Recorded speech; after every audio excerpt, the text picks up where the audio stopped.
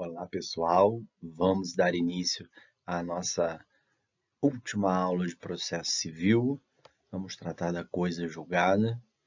Espero que os vídeos tenham conseguido alcançar o objetivo de esclarecer esses temas de processo civil e de uma forma bem objetiva e complementada com os vídeos que vão ficar disponível no sistema da faculdade. Vou desligar o vídeo para que no final os slides fiquem com um tamanho menor. Bons estudos a todos. O roteiro da nossa aula de hoje, então, o conteúdo é a coisa julgada. O texto base é um texto muito profundo sobre o tema do Marinoni, do Arenhardt e do Mitidiero. São referências no assunto de coisa julgada.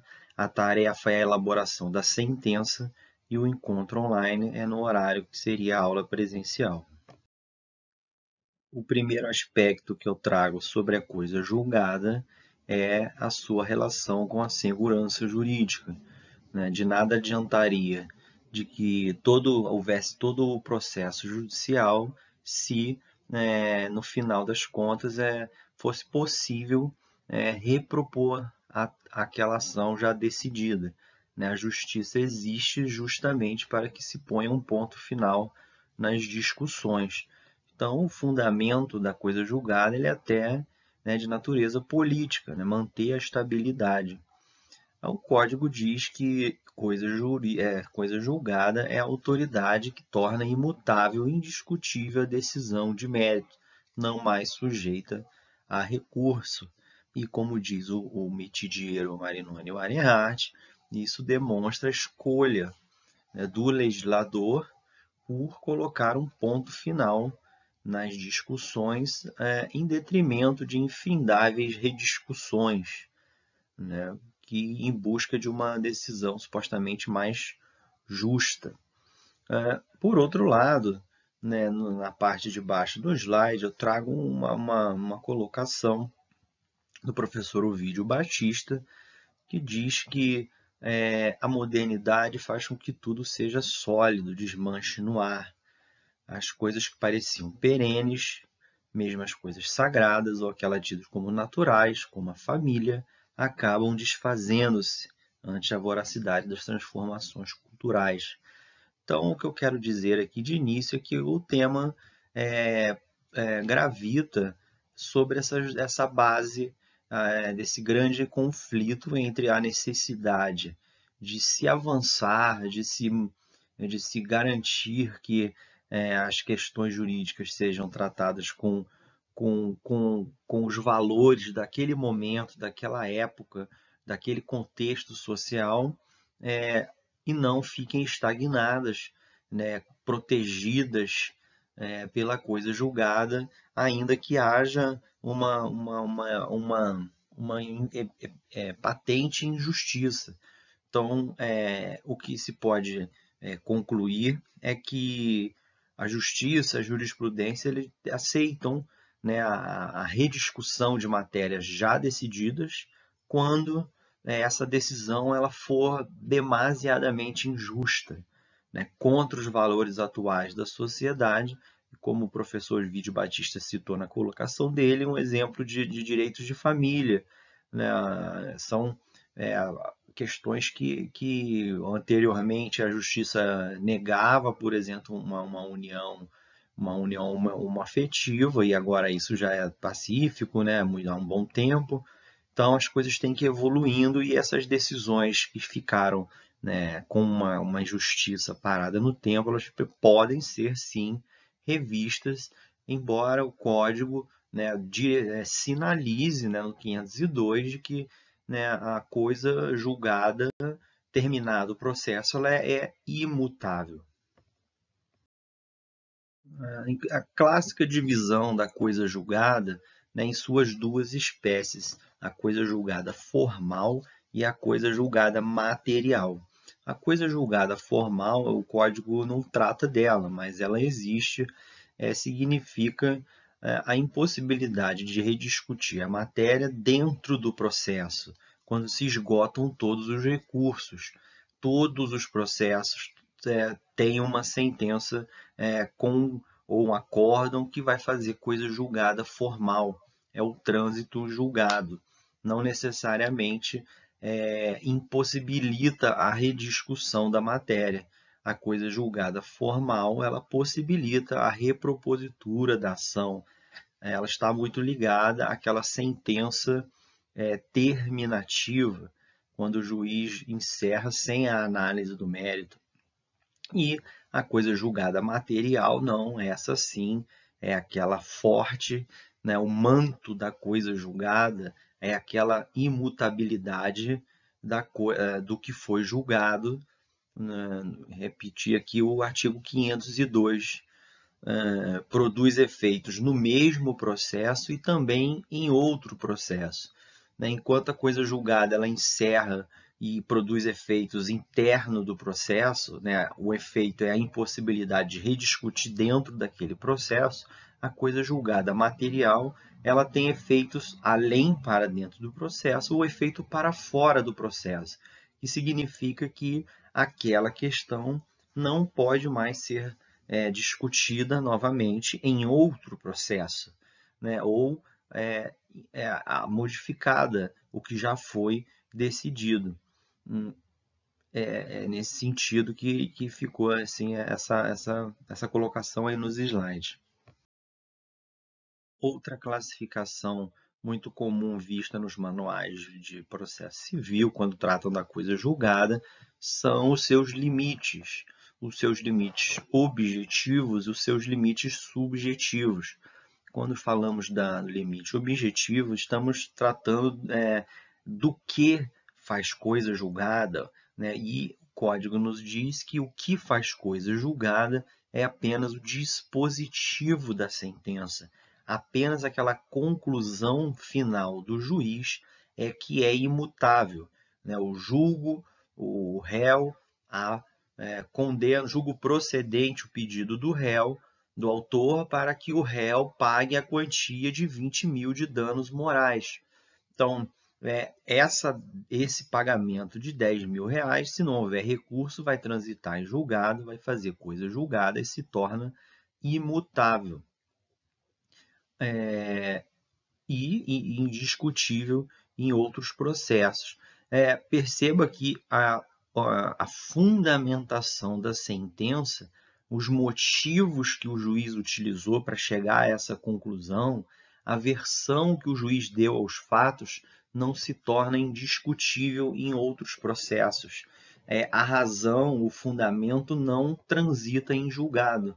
Então, se eventualmente em um outro processo a parte, ao invés de pedir dano moral, mas ela eventualmente pedir um dano estético que ela veio descobrir depois, ou um lucro cessante, é possível que essas questões fáticas tratadas no primeiro processo que justificaram a condenação em dano moral, ela novamente vai ser revista em outro processo, no segundo processo.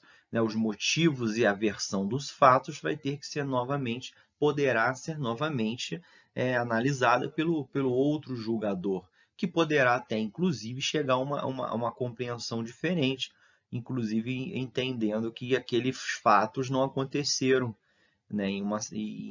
realmente em diferença diferentemente do que o primeiro juiz acreditava. Observação em relação à questão prejudicial.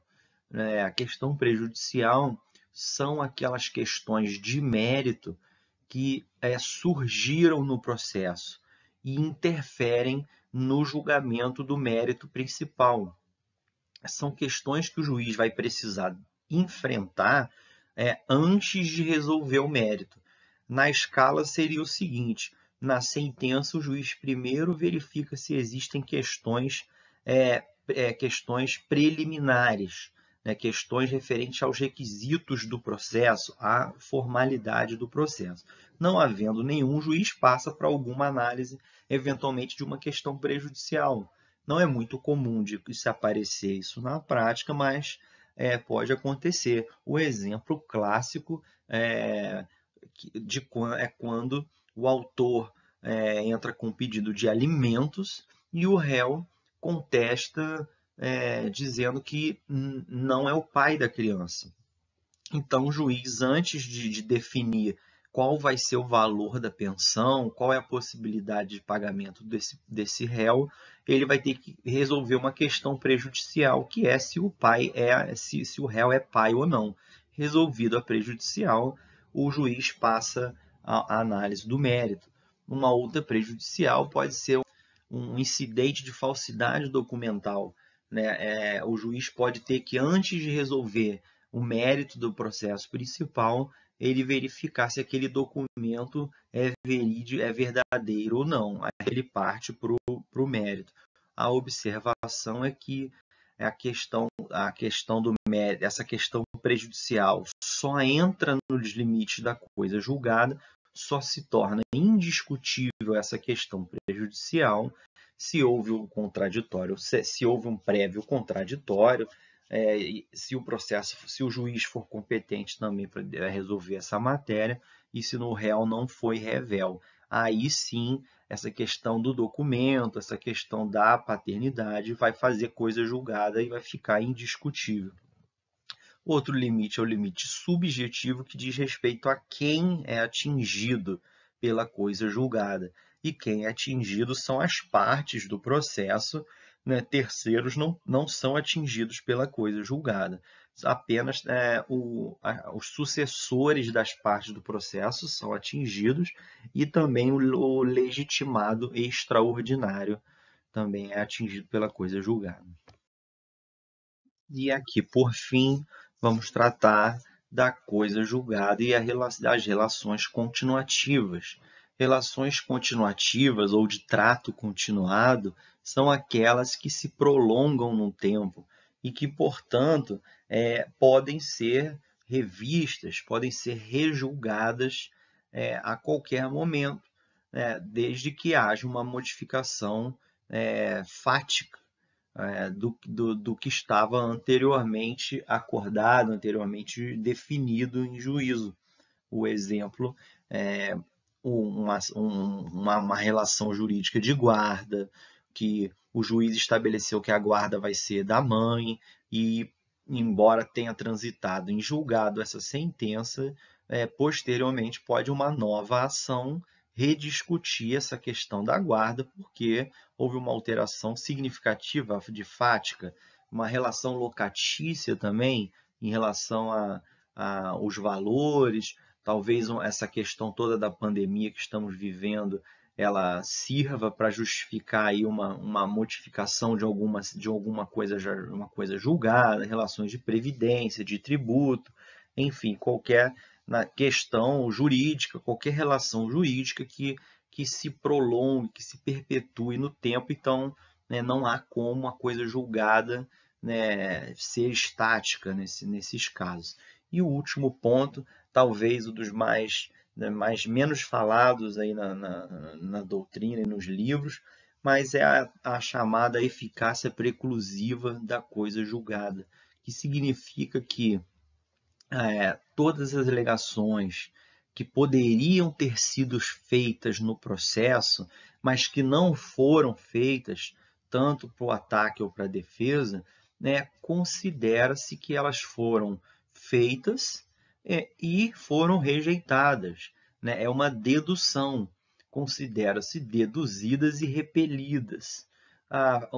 Isso significa para isso esse artigo ele existe aqui no Código de Processo para que efetivamente as questões tenham um ponto final, para evitar que as partes guardem argumentos, guardem elementos, até mesmo guardem outras questões que envolvem o problema, e evita que as pessoas fragmentem em vários processos, às vezes uma discussão que tá tudo ligado, né? Por exemplo, uma ação havia uma relação locatícia e o réu é demandado pelo autor porque está com aluguel atrasado, e aí ele perde a ação, é despejado, negocia os atrasados, e posteriormente ele entra com uma ação pedindo indenização pelas benfeitorias que ele fez.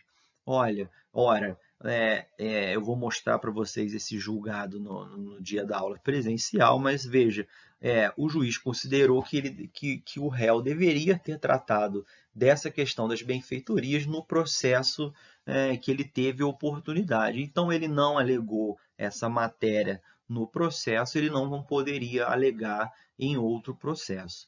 Então, é realmente um instituto não é simples a sua aplicação, né, porque nesse exemplo aí o autor poderia alegar num outro processo que haveria uma diferença, uma distinção entre a causa de pedir desse segundo processo. Mas creio como toda essa matéria da coisa julgada que a gente tratou aqui, embora muito tratada na academia, na pós-graduação, no mestrado, para a OAB é um tema que tem ficado fora de todas as provas mais recentes. Então, tem que entender, tem que saber, mas eu sugeria que vocês focassem mais em outros temas, como eu já observei, para a prova do OAB, né? Nessa ótica da prova da ordem. Porque a prova da ordem, como eu já disse, ela é um oceano de um palmo, né? Você precisa saber muita coisa, mas com uma certa limitação de profundidade. E a coisa julgada, como a gente viu, né, já estamos aqui na letra E, é um tema que tem vários pontos envolvidos e questões sem resposta, como esse problema da relativização da coisa julgada, que eu tratei nos primeiros slides, mas é um tema fascinante e eu recomendo quem queira aprofundar no estudo da coisa julgada que leia o texto base que eu disponibilizei, é um texto bastante mais robusto sobre o tema, mas que fique guardado lá, não recomendo como leitura para a prova da ordem. Então, também para finalizar aqui, me coloco à disposição, como esse é o último vídeo, me coloco à disposição para retirar dúvidas sobre esse material ou qualquer outro, ainda que após o semestre, porque uma vez, né, professor e aluno, essa relação nunca mais ela se encerra. Então, um abraço a todos e bons estudos.